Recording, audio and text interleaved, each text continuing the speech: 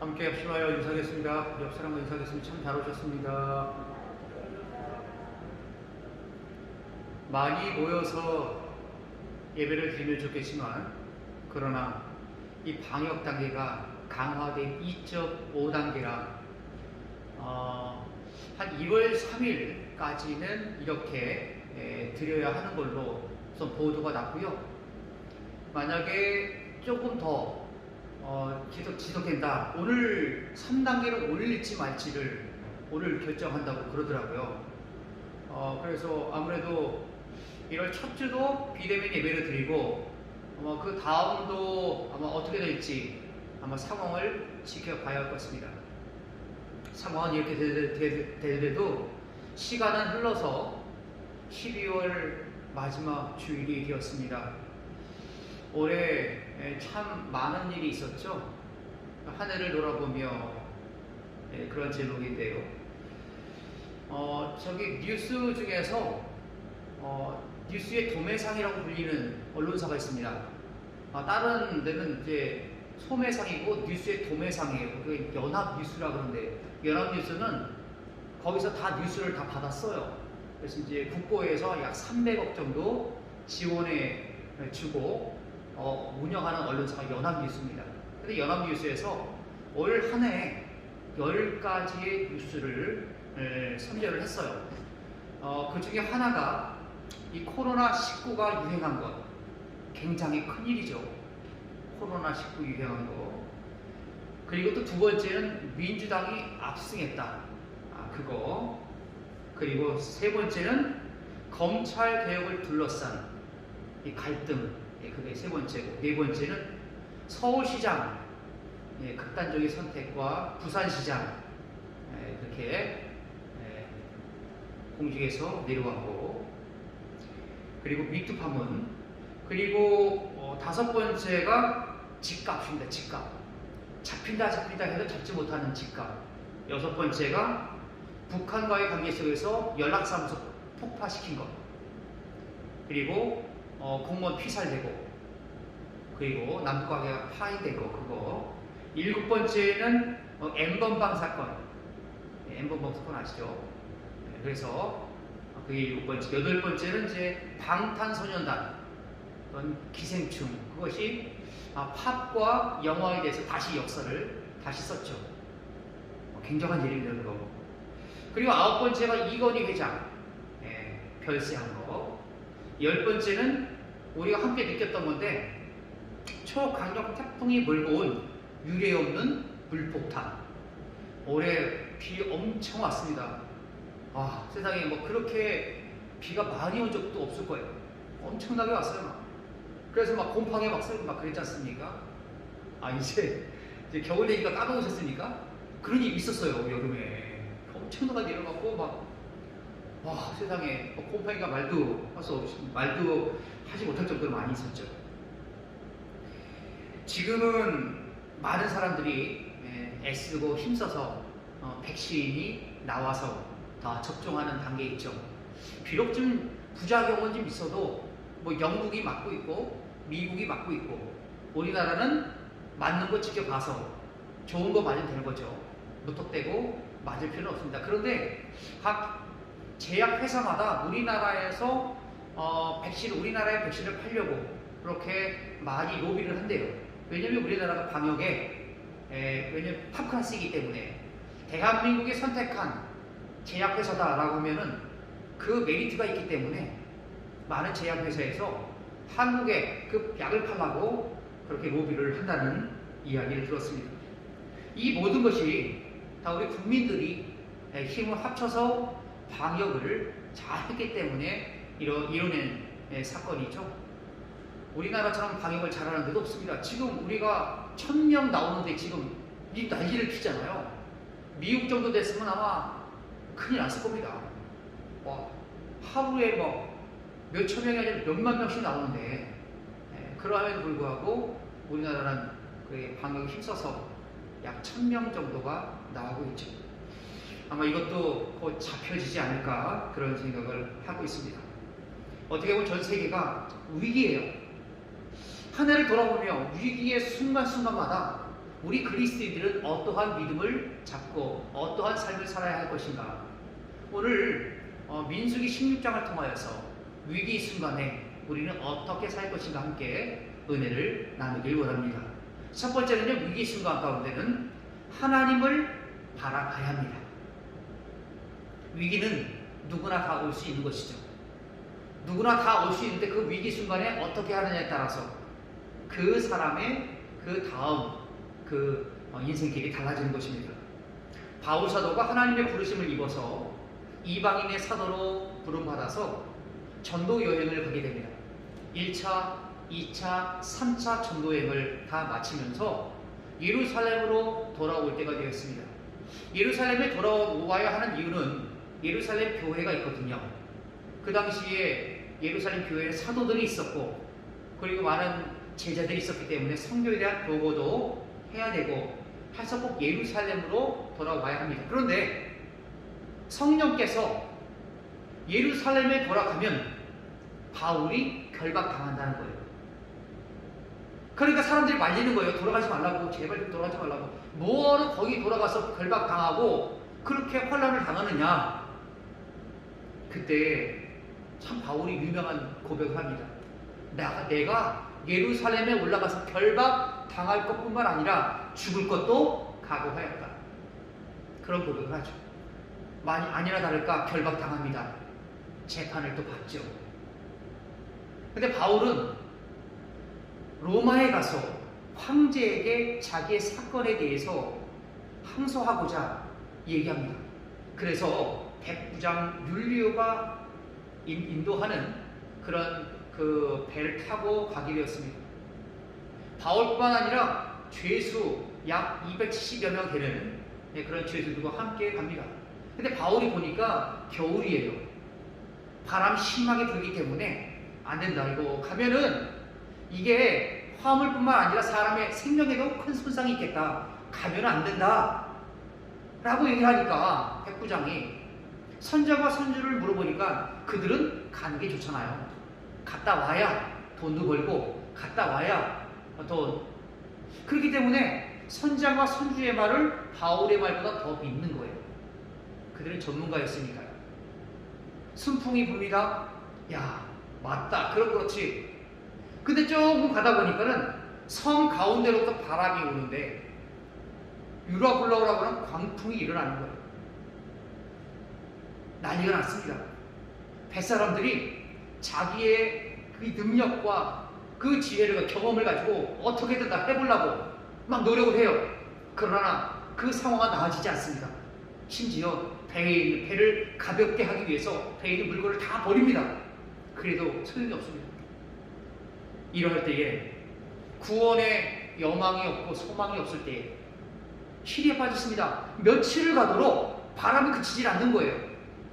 밤에도 파도가 치고 낮에도 파도가 치고. 그때에 바울이 시리에 빠져있는 사람들에게 사도행전 27장 23절로 25절의 말씀을 선포합니다. 내가 속한 바 곧 내가 섬기는 하나님의 사자가 어젯밤에 내 곁에 서서 말하되 바울아 두려워하지 말라. 내가 가이사 앞에 서야 하겠고 또 하나님께서 너와 함께 항해하는 자를 다 내게 주셨다 하였으니 그러므로 여러분이여 안심하라. 나는 내게 말씀하신 그대로 되리라고 하나님을 믿노라. 여러분 참 대단한 믿음입니다. 위기가 왔어요. 이제 죽을 수밖에 없는 상황 가운데 있습니다. 아니 지중해 한복판에서 광풍을 만났는데, 태풍 만났는데 어떻게 살 수 있겠습니까? 그러나 하나님께서 말씀하시니 그 말씀에 순종하여 그 말씀을 믿고 따라 섰다는 거예요. 이렇게 바울이 그들에게 선포한 것은 위기가 찾아왔을 때 하나님의 도우심을 바라봤다는 거예요. 바로 그것이 이 바울에 있어서 바울의 그 모든 말씀을 우리에게 들려주시는 하나님의 메시지인 것입니다. 유라굴로라고 하는 광풍은 언제든지 우리에게 불 수 있습니다. 구원의 여망마저 없어질 때가 있죠. 그때에 우리는 무엇을 바라봐야 합니까? 하나님의 도우심을 바라봐야 합니다. 누구를 바라봐야 합니까? 하나님을 바라봐야 되는 거예요. 다른 것 바라봤다는 이제 큰일 납니다. 그러나 하나님을 바라보고 하나님의 도우심을 바라볼 때에 그것을 이길 수 있고 승리할 수 있는 것입니다. 성경은 그것을요 곳곳에서 우리에게 증언하고 있어요. 이렇게 살아야 한다. 믿음의 사람은 이렇게 살아야 하고 하나님을 바라봐야 된다라는 것을 우리에게 들려주고 있습니다. 오늘 본문 41절과 42절에서도 그것을 말씀합니다. 41절과 42절 시작. 이튿날 이스라엘 자손의 온 회중이 모세와 아론을 원망하여 이르되 너희가 여호와의 백성을 죽였도다 하고 회중이 모여 모세와 아론을 칠 때에 회막을 바라본즉 구름이 회막을 덮었고 여호와의 영광이 나타났더라. 아멘. 민수기 16장에서는 이 고라의 무리가 나와요. 고라와 다단과 아비람과 온 이 좀 세력이 있는 지파의 족장에 해당되는 사람들이죠.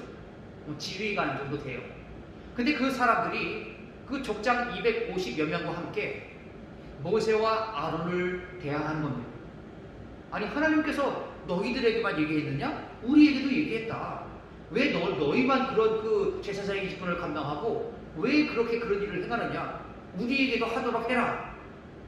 아니 그거 뭐 모세와 아론이 자기가 하고 싶어서 합니까? 하나님께서 하도록 하고 명령하셨으니 그 명령에 순종하는 것밖에 없잖아요. 근데 고라와 다단과 아비람과 온과 250여 명의 족장들은 그것이 마음에 들지 않았어요. 그래서 대항합니다. 그럴 때에 하나님께서 그 일을 다 해결해 주시죠. 모세와 아론이 한 건 없어요. 하나님께서 그 모습을 바라보시고 다 해결해 주시는 거예요. 그런데 이 고라를 따르던 250여 명이 하나님의 불이 나와서 향로에서 하나님 불이 나와서 다 태워 죽여요. 사람을 갖다.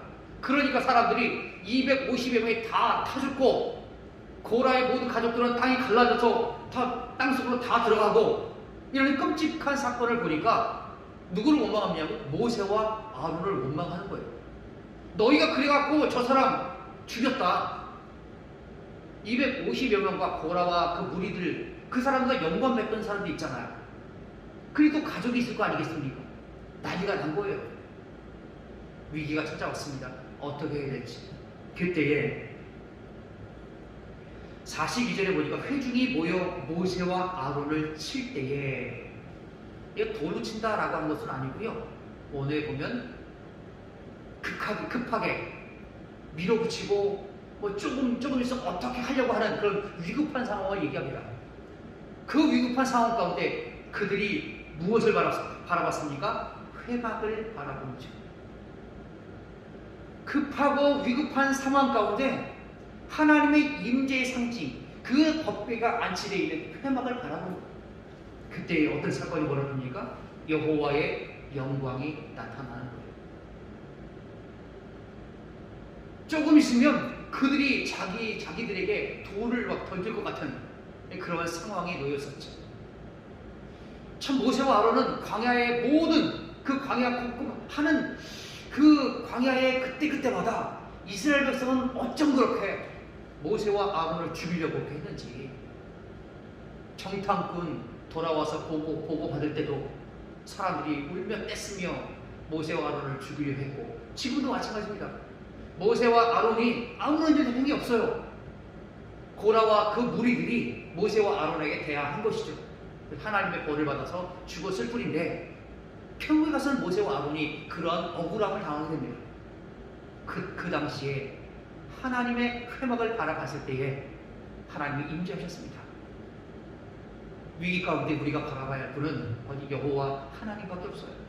여호와 하나님께서 우리에게 힘을 주시고 능력 주셔서 그 일을 해결해 주시고 또한 그렇게 하나님의 인도하심을 받아서 또한 살도록 하시는 것입니다.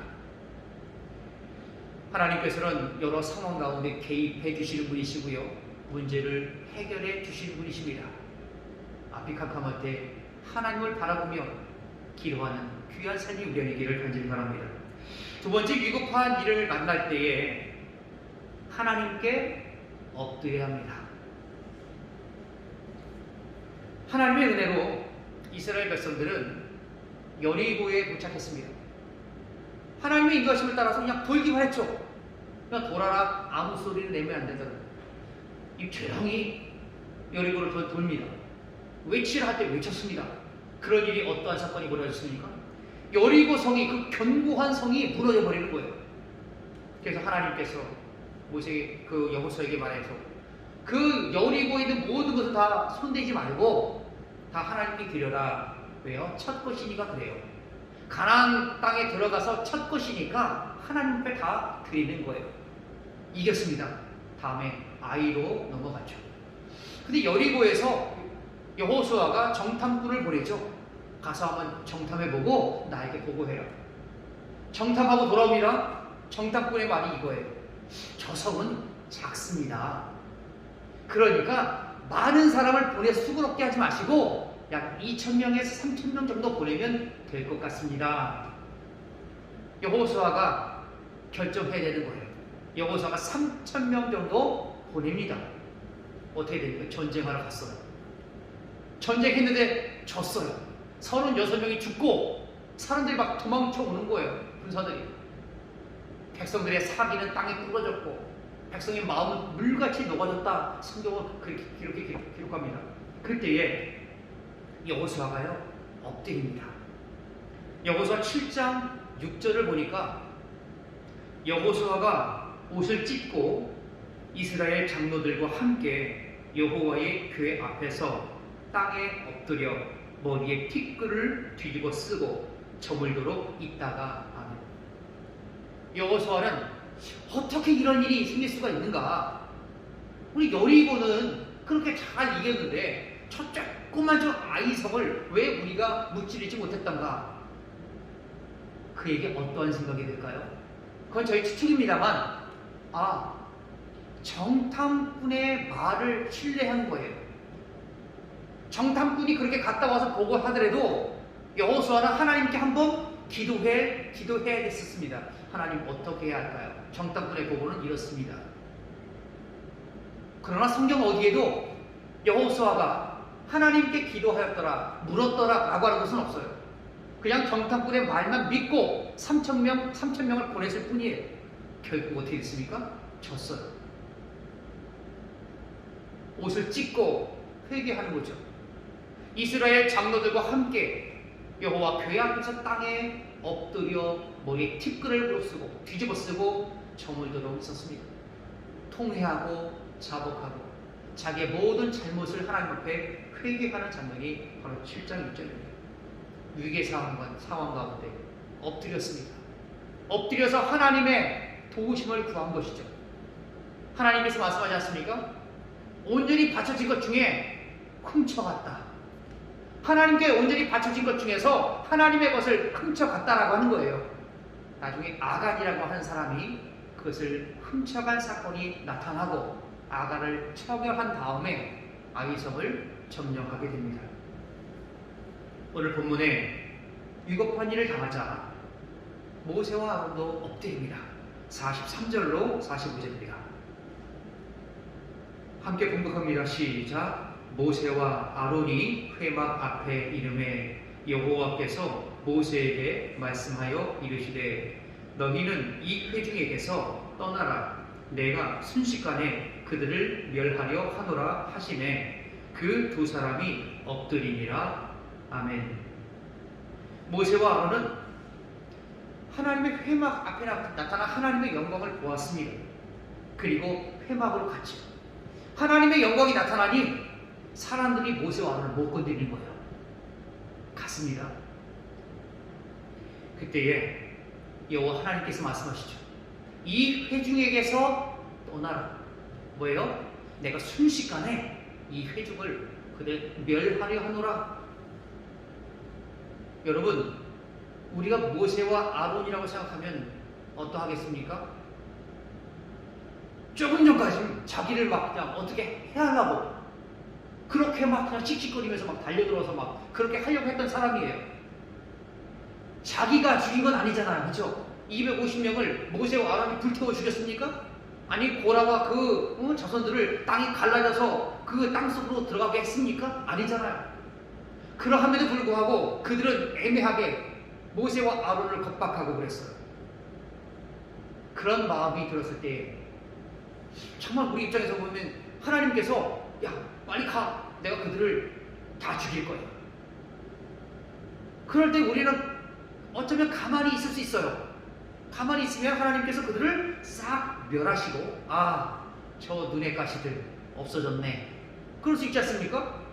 하나님께서 하신다고 하는데 그냥 가만히 있으면 되는 거예요. 하나님께서 다 멸하시고 그 다음에 모세와 아론을 잘 따르고 하나님을 잘 믿는 그들과 함께 또 다른 또 민족을 세워서 갈 수 있는 것이고요. 그런데요, 모세와 아론을 보니까 그렇게 하지 않습니다. 가만히 있지 않고 어떻게 합니까? 엎드려요. 엎드리는 그 행동 뒤에는 무엇이냐면 엎드림으로 말미암아서 이스라엘 많은 사람들의 생명을 구원하게 됩니다. 만약에 엎드리지 않았더라면 하나님께서 아마 많은 사람을 아마 죽이셨을 거예요. 연병에 걸린 14,700명 이외에 많은 사람이 죽었을 거예요. 그러나 모세와 아론은 하나님께 엎드립니다. 엎드려서 뭘 했을까요? 용서해 달라는 것이죠. 저들의 죄를 용서해 달라는 그런 아마 간구가 있었을 겁니다. 뒤에 보면 우리가 그것을 알 수가 있습니다. 위기의 순간 가운데 엎드려야 합니다. 엎드리고 사람이 죽어가는 그런 상황 가운데 엎드려서 하나님의 뜻을 구하는 거예요. 이것이 바로 하나님께서 우리에게 이 말씀을 통해 주시는 귀한 교훈인 줄 믿습니다. 겸손하게 엎드려 하나님의 뜻을 구하며 내 생각은 내려놓고 하나님의 뜻을 온전히 따라가는 귀한 삶이 우리 안에 있기를 간절히 바랍니다. 위급한 일을 만날 때 세 번째는 고난의 현장에 달려가야 합니다. 위급한 일을 만날 때요, 고난의 현장으로 달려가는 사람이 있는가 하면 고난의 현장을 피하여서 도망가는 사람이 있죠. 성경에서 요나라고 하는 사람이 있습니다. 하나님의 말씀이 그에게 임해요. 그 사람은 선지자입니다. 선지자. 신분이 선지자예요. 선지자면 하나님의 말씀에, 그렇죠? 하나님께서 어떻게 말씀하실 때 그대로 따라서 사는 사람이 선지자예요. 이사야 같은 사람도 벌거벗은 몸으로 막 3년 동안 달리라 그러는데 그대로 순종하고, 호세아 같은 사람은 가서 저기 음란한 그 여인을 갖다가 아내로 맞이해서 음란한 자식을 낳아라 라고 할 때도 그렇게 순종하는데 요나는 그렇지 않아요. 요나가 왜 그렇게 하나님의 명령을 불순종하여서 니느웨가 아니라 다시스로 갔는지를 그렇게 이해가 되지 않는 부분은 아닙니다. 이해가 되죠. 민족적인 감정이 있거든요. 여러분 보고 가서 일본에 가서 복음을 전하라, 복음 전하면 일본 사람이 회개할 것이다. 일제시대 때 일본 사람들이 우리나라에 한 것을 잘 알고 있는 죽임을 당한 자의 후손이라면 그게 쉽게 되겠습니까? 요나가 딱 그런 상황이에요. 그래서 하나님의 명령에 불순종하죠. 하나님께서는 요나를 설득시키세요. 참 우리 하나님 좋은 하나님이세요. 큰 물고기를 준비하셔서요, 삼키게 하시고요, 박넝쿨을 준비하시고 또 벌레를 준비하시고 뜨거운 동풍을 준비하셔서 결국에 가서는 요나를 설득시키는 하나님이시죠. 내가 그 하룻밤에 났다가 하룻밤에 없어지는 박넝쿨을 내가 아꼈거든. 하물며 이 큰 성읍 니느웨에는 좌우를 분별하지 못하는 자가 12만여 명이요 육축도 많이 있나니 내가 어찌 아끼지 아니하겠느냐. 하나님의 말씀이 그거입니다. 고난의 현장에 모세와 아론은 그냥 놔두지 않습니다. 그곳으로 달려가죠. 46절부터 48절 보겠습니다. 46절부터 48절 시작. 이에 모세가 아론에게 이르되 너는 향로를 가져다가 제단의 불을 그것에 담고 그 위에 향을 피워 가지고 급히 회중에게로 가서 그들을 위하여 속죄하라. 여호와께서 진노하셨으므로 연병이 시작되었음이니라. 아론이 모세의 명령을 따라 향로를 가지고 회중에게로 달려간즉 백성 중에 연병이 시작되었는지라. 이에 백성을 위하여 속죄하고 죽은 자와 산 자 사이에 섰을 때에 연병이 그치니라. 아멘. 모세가 아론에게 얘기합니다. 너는 향로를 가져다가 제단의 불을 그것에 담고 그 위에 향을 피워 가지고 어떻게 하라? 급히 회중에게로 가라. 그들을 위하여 속죄하라. 아론이 맡겨주시는 아론의 그 직분이 무엇입니까? 대제사장이에요. 대제사장이 하는 역할은 모든 사람, 모든 그 이스라엘 온 회중의 죄를 짊어지고 하나님 앞에 나가는 것. 그래서 대속죄일에 단 한 차례 지성소에 들어가서 하나님 앞에 속죄를 해요. 죄 용서를 받습니다. 그게 바로 대제사장이 하는 역할이에요. 아론이 대제사장입니다. 그러니 모세가 대제사장인 자기 형에게 너는 가서 빨리 향로를 가지고 향을 피워가지고 그들을 위해서 속죄해라. 그러니까 아론이 47절에 보니까 모세의 명령을 따라 향로를 가지고 회중에게로 달려갑니다. 왜 달려갑니까? 위급한 상황이니까 달려가는 거예요. 천천히 가다가 다 죽어요. 사람들이 막 연병 걸려갖고 전염병 걸려갖고 막 죽는 거예요. 상황이 지금 아주 급박한 상황입니다. 달려갑니다. 어디로 달려갑니까? 연병이 발생한 곳으로 가는 거예요. 연병은 전염병입니다. 그 당시에 마스크가 어디 있겠습니까? 우리는 마스크가 있으니까 그나마 보호를 받잖아요. 아론은 마스크도 없었어요. 그러나 전염병이 발생한 그 장소까지 향로를 가지고 달려가는 거예요. 하나님 앞에 용서해달라고, 이 백성의 죄를 용서해 주시사 인도해달라고. 자기 목숨이 아까웠겠죠.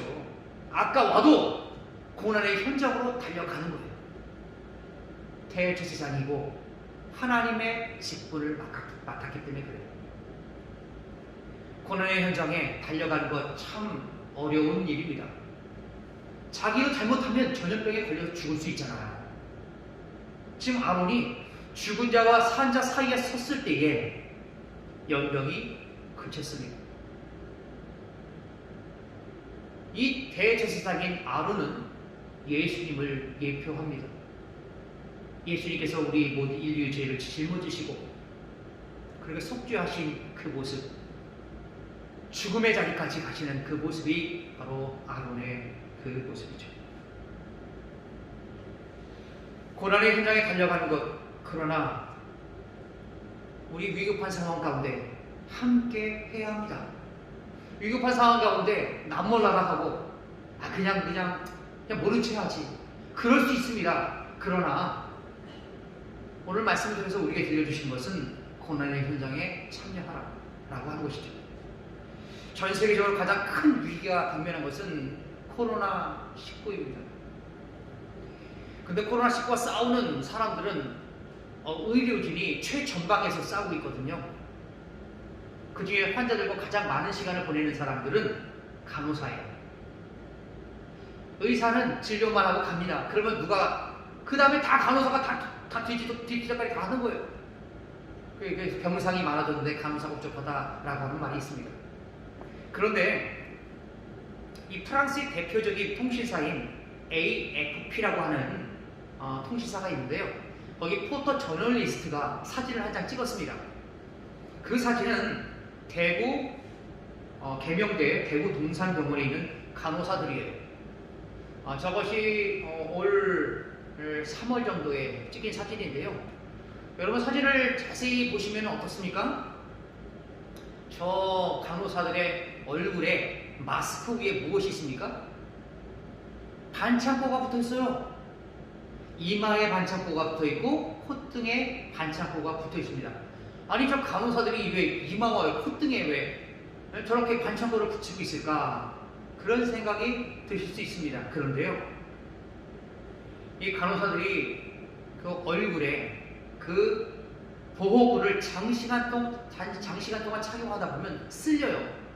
막 쓸려고 땀 차고 막 쓸리고 그래 막 바쁘게 움직여갖고 여기 막 상처가 난다고 합니다.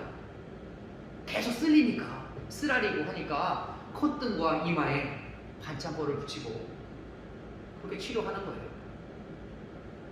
그런데 간호사들은 웃음을 잃지 않습니다. 그리고 이렇게 이야기합니다.